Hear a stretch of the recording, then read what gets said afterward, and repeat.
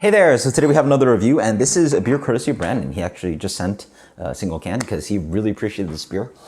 He's from Queens, or in Queens, and I'm from there. So grew up until like 9, until I moved along on, so 9 or 10. And so this is from Fat Orange Cat and Abomination. So these are two, I believe these are still contract brewers, I'm not quite sure. And they're part of the 12% collective, so, Evil Twin, Marlowe Ales, Decadence part of that. A lot of breweries, contract brewing out of that facility. I think also my friend Timber Ales, adjacent Timber Ales, is actually brewing out of there too. A lot of beers being produced in that facility. So really awesome stuff, and definitely some breweries that I'm not naming as well. So this is brewed. So Fat Orange Cat has their North Haven, Connecticut. That might still be out of the 12% facility. Yeah, 12% beer project. So yeah, this was a can actually about 3 months ago. So who knows? But this is a double Pog Walkabout fog. So double Pog, as in it's a double IPA with POG, passion fruit, orange, guava, all the Cheeto fruits, and it's a double IPA. So really awesome. He thought highly about this beer. I've never had it.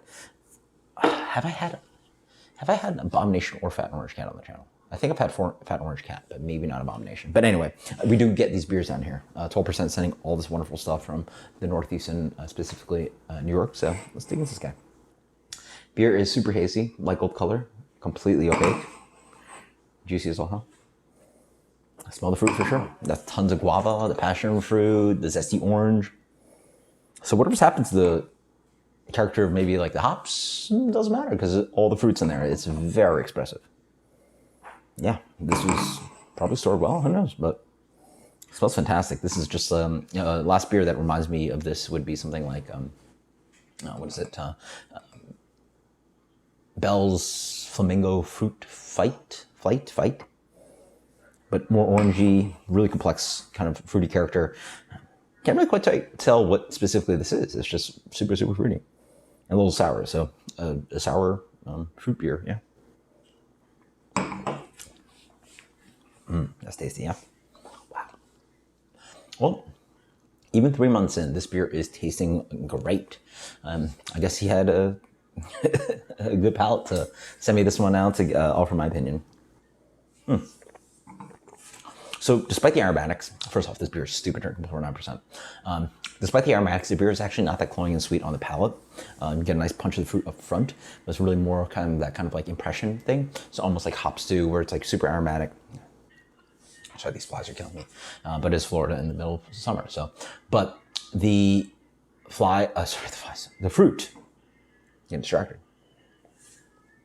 The fruit offsets this impression of like sort of forward hop character that you can get from a New England IPA. The body has a nice kind of like malted wheat or oated kind of cream quality to it, not overly sweet. The hoppiness comes in towards back end. I get a little bit of that kind of drying green character. Now as I wait, I get a little bit warming the alcohol, but man, 9% is super drinkable. Probably a good amount of residual sweetness to this as I look at the beer. I mean, there's a lot of fruit in here, so why not? Yeah, right? It's really just a probably very tasty New England double IPA, pumped up with just really like well executed fruit profile. It really doesn't taste like a smoothie sour or something where it's just so much fruit on top of everything, where it's like creamy. Like there's a nice point where it's creamy, but there's a point where it's like chewing on fruit.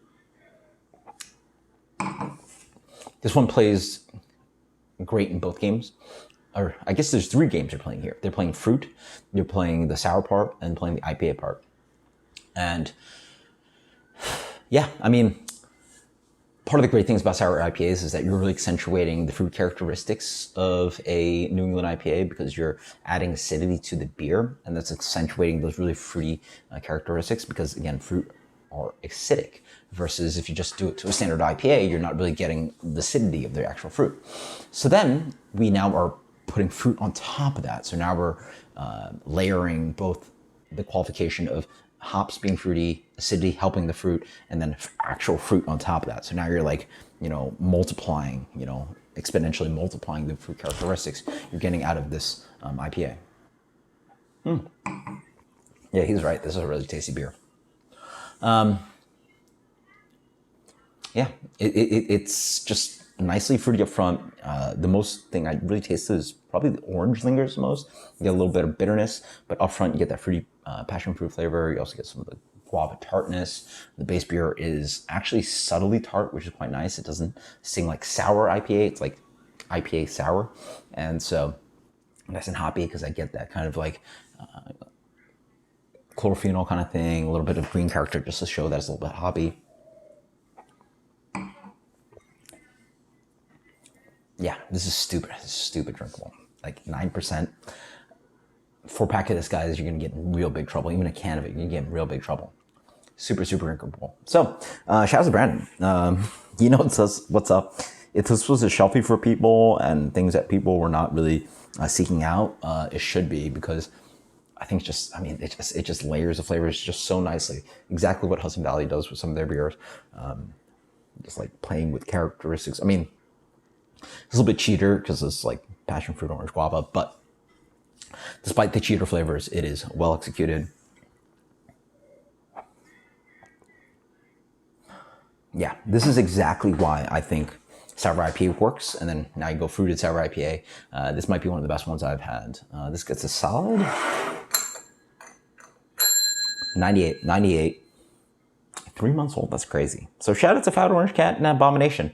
I definitely see some of their cans available. I'll check them out. I'll probably grab a few next time we see them. So this is absolutely fantastic. Shout out to Brandon. This is double Pog Walkabout Fog. Fantastic stuff, super tasty.